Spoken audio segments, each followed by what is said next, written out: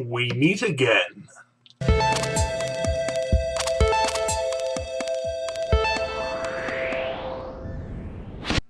Welcome back for another episode of Extraordinary Times. For those of you who don't know, I'm Jeremy, and, welcome back. If y'all are joining us for, the second time, thanks for watching that video and continuing to join the conversation.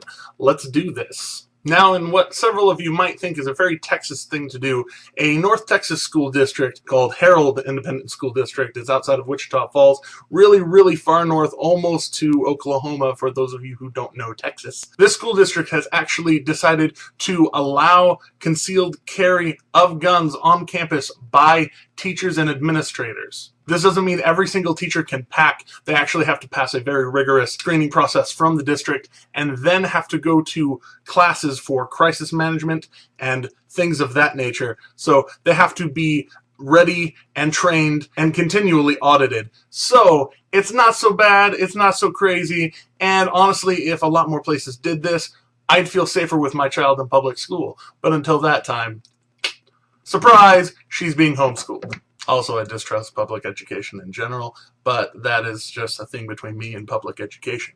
And in jumping further back in the news, the State Department is being very, very closely scrutinized right now by Congress because of that whole Benghazi thing, and they're finally actually investigating it, at the end of the year.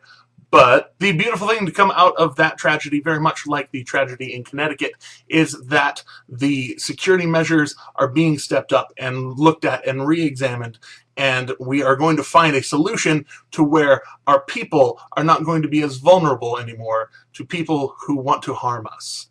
That is a good thing. There's something tacky about arming diplomats, kind of like there's something tacky about arming teachers, but at the same time, just secure everyone.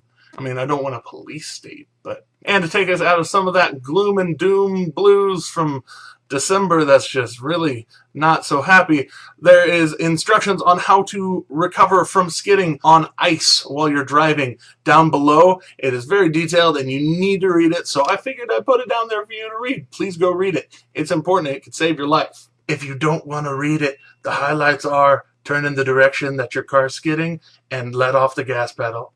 The end. And today, Time Magazine selected their Person of the Year for their end of the year issue. And I hate to say this, but of course they picked Barack Obama. I dislike the president on a whole lot of different levels, but the main one is that people just throw him things for free because he's the president and because, he's Barack Obama. He got Person of the Year and a Nobel Peace Prize, and Malala is left without anything?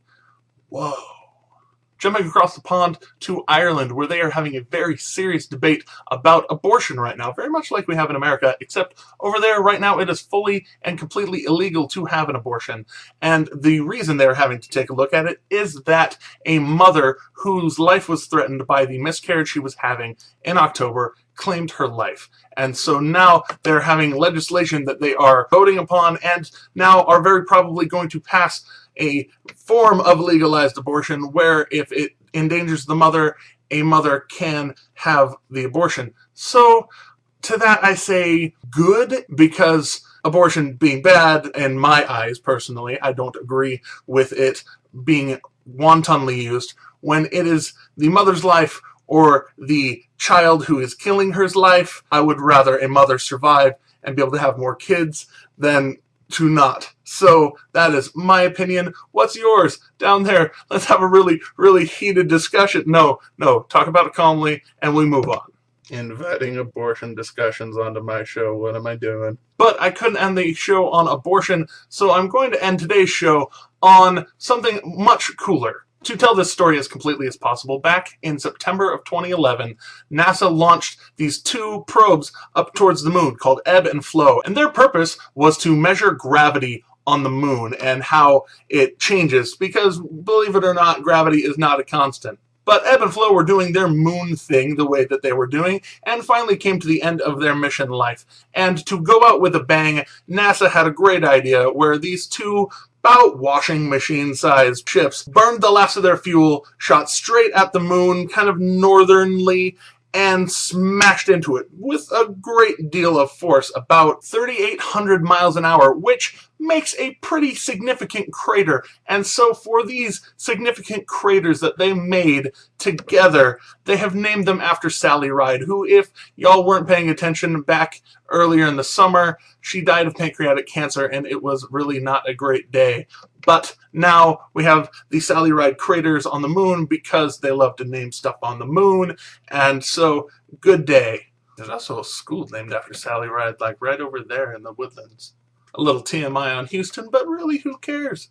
My show. Anyway, speaking of, it is the end of the show. Thank you so much for watching. You can like and subscribe over here, I believe, and, do all that commenting, and we love you, and please come back and keep watching, and until next time, be aware.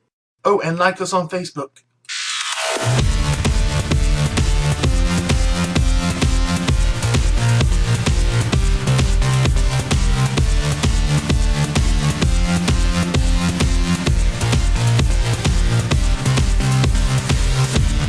Homeschool.